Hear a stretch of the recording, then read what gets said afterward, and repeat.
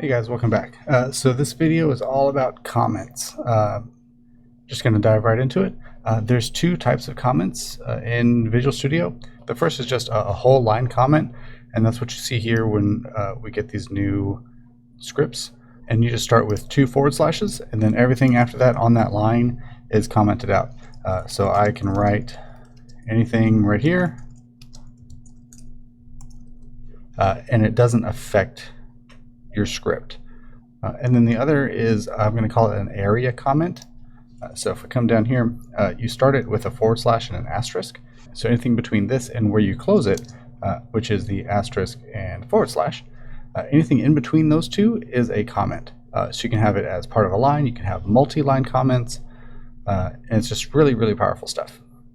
And so then what you should do is go and add comments to your code. So this is our game manager. This is setting up the instance.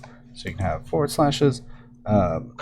You can get as complicated or as simple as you want to. You can just say setup script reference. Now, hopefully that means something to you. The idea is that you want to be able to come back, and if you have forgotten what all this code does, is that it will remind you what it does. So when we're making our clone paddle here, we can say, like, create a clone of the paddle prefab and place it at the origin.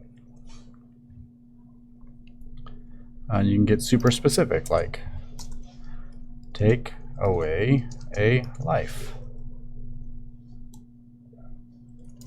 destroy the paddle, create the paddle again.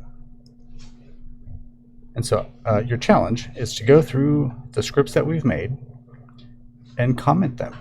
Add comments and basically write notes to yourself, and more importantly, write notes to other people that may or may not be reading your script.